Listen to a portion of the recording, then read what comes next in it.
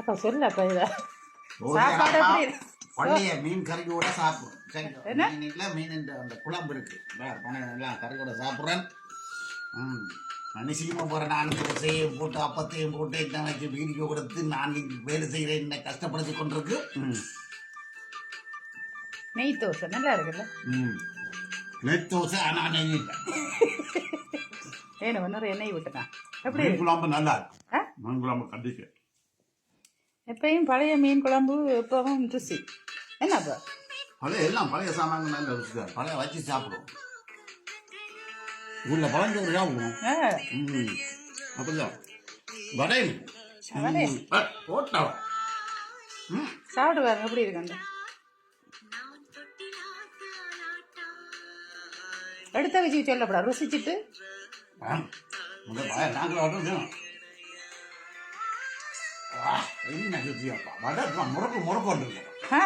பொசுக்கு பொசுக்கு இருக்கா முறுக்கு முறுக்கு இருக்கா சேர்த்து நீ ஒரு முறாடு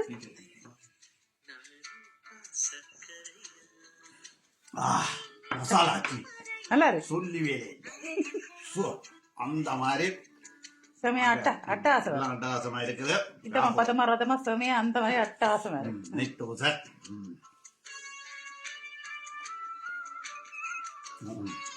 உண்மையில குழம்பு நல்லா இருக்காது. கணவாய காணுங்களா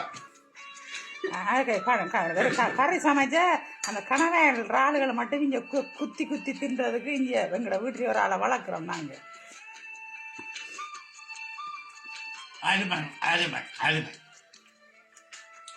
இப்படி தோசையா வீட்டில் செஞ்சு சாப்பிடுங்களாப்பா. அதையில போய் சாப்பிட்டீங்கன்னா சரி வேணும். இப்படி சாப்பிடும். இந்த பழைய குள்ளாம மீன் குள்ளாம பாய்ச்சி அடிக்க எழுப்பி சாப்பிடுவேன். இப்போ ஹாய் டிக்டோக்கு எல்லோருக்கும் இனிய காலை மாலை இரவு வணக்கங்கள். இதமா பதமா ரதமா செமையா அந்த மாதிரி செல்லமணி சாப்பிட்ற தோசைன்ற ரிசப்ட், அதாவது செய்முறை இப்படித்தான்.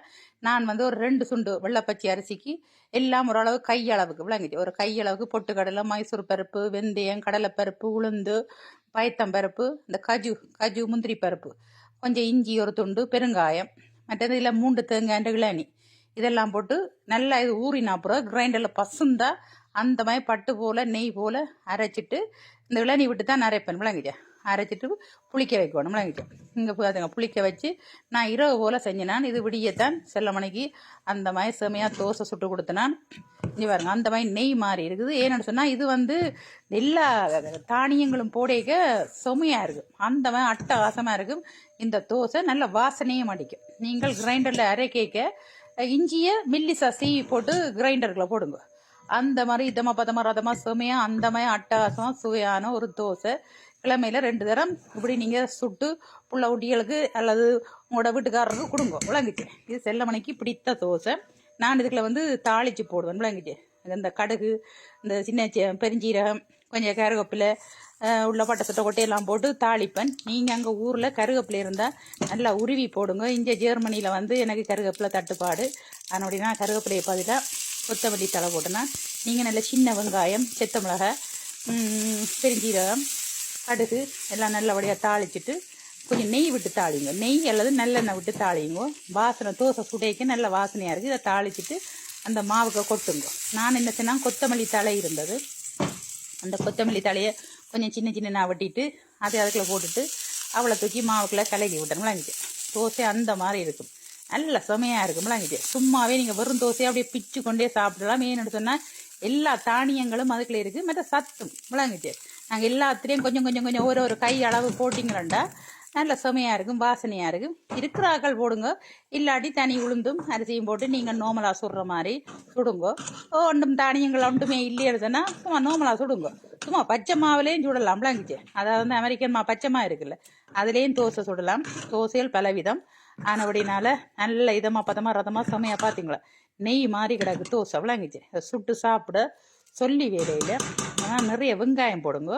ஏனெண்டா அந்த தோசையோட சாப்பிடக்கே கடி வடைக்கே நல்ல டேஸ்டாக இருக்குது பாருங்க. அந்த மாதிரி இருக்குது. இந்த தோசையை தான் செல்லமணி முன்னுக்கு சாப்பிட்டு கொண்டிருக்கிறார். நான் இப்போ ஓட விட்டு தான் உங்களுக்கு இந்த வீடியோ போடுறேன். ஏனெண்டா ஒண்டா வெட்டி கட்டிங்காக வெட்டி போட எனக்கு டைம் பத்தாது. நான் அப்படியே சும்மா என்ன மாதிரின்றதை சும்மா மேலோட்டமாக காட்டுறேன். மேல் பார்வையாக பாருங்க, நல்லா இருக்கும். நீங்களும் கூடுதலாக எல்லாருக்கும் தோசை கூட தெரியும் தானே. இந்த கல்லி சட்டி இருக்குது. இந்த தோசை சட்டி வந்து நான் ஸ்ரீலங்காவிலேருந்து போன வருஷம் போயிட்டு வரைக்கும் யாழ்ப்பாணத்தில் வாங்கினேன். இது ஒரு 10-15 கிலோ கிட்டே இருக்க மாட்டேங்குது. இந்த தோசை கல்லி சட்டி மட்டும் பயங்கர பேரம் வாங்கிட்டு ஒரு சூக்கேஸுக்குள்ளே நோம்பலாக 30-35 கிலோ வைக்கலாம். இது தோசை சட்டியே எனக்கு கிலோ கூடிட்டுது. நல்ல கல்லி சட்டி, கரலும் பிடிக்காது, சோக்கான சட்டி. கொண்டு வரார்கள் யாழ்ப்பாணத்து சந்தைக்குள்ளே போங்க. அந்த ஓலை பானை, ஓலைகள், மண் சட்டி கடைகள் இருக்குல்ல, அதுக்குள்ள அந்த உரலுகள், அம்மியல், உலக்கியல், அந்த ஐட்டம் கடைக்கு போனீங்கன்னு சொன்னால் இந்த தோசை கல் எடுக்கலாம். இது அங்கே ஒரு வயசான அம்மா வச்சு விற்றா நான் தூக்கி கொண்டு வந்துட்டேங்களா இங்கிட்டு. அதான் யாழ்ப்பாணத்துலேருந்து இங்கே ஜெர்மனிக்கு கொண்டு வந்துட்டேன்னு மாதிரி. ஆனால் நல்ல தோசை சட்டி விளங்கிட்டேன். தோசை சுடுற எந்த ஒரு சட்டியிலையும் வேறு எதையும் போட்டு வறுக்காதீங்க. வறுத்தீங்கன்னா தோசை எடுபட மாட்டேது. சில பேர் கண்டது கடிதம் எல்லாத்தையும் போட்டு அதில் போட்டுக்கிட்டு எல்லாம் பொரிச்சு எடுப்பீங்க. தோசை கண்டே ஒரு சட்டி வைங்க. இப்போ நான் நெய்யை அந்த மாதிரி பரபரண்டு மேலால் ஒரு கரண்டி ஊற்றினான் விளங்கிட்டு. தோசை சுடைக்கு கொஞ்சம் நெய் அல்லது நல்லெண்ணெய் போடுங்க, செமையாக இருக்கும் விளங்கிட்டு. இதமாக பதமாக ரதமாக செமையாக அந்த மாதிரி அட்டகாசமாக இருக்கும். நான் இப்படி தானே என்ன செய்கிறது, கூடவா அரைச்சி வைப்பேன் தோசை மாவை. அதை கொஞ்சம் பாவிச்சு விஷயத்தை தூக்கி டீப் ஃப்ரிசருக்கு வச்சுட்டு உங்களுக்கு அடுத்த கிழமைக்கு சுடணுமெண்டா நீங்கள் திருப்பி எடுத்து காலமே இரவு எடுத்து வச்சிங்கன்னா விடிய கிளகினம் சுட்டெடுக்கலாம். நெடுகளும் அரைச்சி கொண்டே இருக்கலாம்ல, டைம் ஒரு வேலைகளுக்கு போகிறாக்களுக்கு. பார்த்தீங்களா அந்த மாதிரி அம்மா சுட்ட தோசை பார்த்தீங்களா நல்ல சுமையாக இருக்கும். சும்மா நான் இப்போ மேலால் தோசையை ஊற்றவே கீழ் சட்டி சுட அந்த தானியங்கள் எல்லாத்தின் வாசனையும் தூக்கி அடிக்கும் விளங்கிச்சு. அந்த பைத்தம்பருப்பு, உளுத்தம்பருப்பு, அந்த கஜு நான் போடுறேன். நான் இதுதான் நெய். கொஞ்சம் நெய்யை மேலால் ஊற்றணும். நெய் இல்லாதக்கள் நல்லெண்ணெய் விடுங்க. நல்லெண்ணெய் இல்லாத சும்மா சுட்டு சாப்பிடுங்க. அதை எப்படி இருந்தாலும் சாப்பிட அது டேஸ்ட்டாக இருக்கும், ஒரு வித்தியாசமாக இருக்கும் விளங்கிச்சு. நான் கொஞ்சம் நெய் விடுறேன்னா நல்லா இருக்குது, நல்லா டேஸ்ட்டாக இருக்குது, நல்ல புற ரெண்டு இருக்குது விளங்கி. வேறடி கிடக்கு எல்லோரும் என்ஜாய் பண்ணுங்க.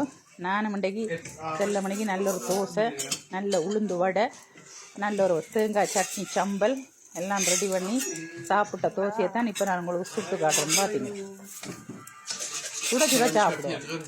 தோசையை சுட்டு வச்சுட்டு நேரத்துக்கு அப்புறம் சாப்பிட்டீங்கன்னா அந்த ருசி தெரியாது இல்லைங்க. தோசையை சுட பிச்சு சாப்பிடணும். நல்ல ஒரு மசாலா டீயும் போட்டுட்டு ஒரு முரடு மசாலா டீயும் ஒரு வடையும் கட்டிச்சு கொண்டு தோசையே அப்படியே பிச்சு சம்பலோட தொட்டு சாப்பிட செமையாக அட்டகாசமாக அந்த மாதிரி ரதமாக இருக்கும் விளங்கிட்டு. வேறு அடி கூட எல்லோரும் என்ஜாயாக ஹாப்பியாக ஜாலியாக இருக்கும், செமையாக இருக்கும். இது வந்து உளுந்து வடை. இவளுக்குள்ள வந்து நான் கொஞ்சம் பழைய சோறு இருக்குது. சோறு நிறைய வெங்காயம், இஞ்சி, சின்ன வெங்காயம், பச்சை மிளகா, சட்டை மிளகா, பெருஞ்சீரகம் எல்லாம் போட்டு அந்த மாதிரி கிரைண்டரில் அடிச்சுட்டு எல்லாம் மிக்ஸ் பண்ணி நீங்கள் சுடுற மாதிரி தான் நானும் சுடுறேன். ஆனால் நான் கொஞ்சம் பழைய சோறு போடுவேன், ஒரு கரண்டி ரவை போடுவேன் விளங்கிட்டு, பச்சை ரவை. அப்போ நல்லா பொசுக்குன்றது எல்லாம் உப்பெல்லாம் போட்டு காலம் நீங்கள் இரவே எல்லாம் செய்து வச்சுட்டிங்கன்னா விடிய சுடைக்கு நல்ல பஞ்சு போல் பொசுக்குன்னு இருக்கும் விளங்கிட்டு. வேறு என்னட்டி கூட எல்லோரும் சந்தோஷமாக என்ஜாய் பண்ணுங்க. அந்த மாதிரி செமையான சாப்பாடு இன்றைக்கு காலை சாப்பாடு நம்மளோட செல்லமணிக்கு பிடித்த சாப்பாடு விளங்கிட்டு செமையாக இருக்குது. நீங்களும் செய்து சாப்பிடுங்க. வேறு என்ன எல்லோரும் ஃபேமிலியோட என்ஜாய் பண்ணுங்க, சந்தோஷமாக இருங்க, ஹாப்பியாக இருங்க, ஜாலியாக இருங்க. மீண்டும் ஒரு சமையல் குறிப்போட ஒரு சாப்பாடோட வாரம். வேறு என்னுடைய சட்டியை பார்த்தீங்களா, சட்டி செமையாக இருக்கு. என்ன வேறு என்ன கிடக்கு. எல்லாருக்கும் நன்றி, சந்தோஷம். எல்லோரும் சந்தோஷமாக இருங்க. ஓகே, பாய்.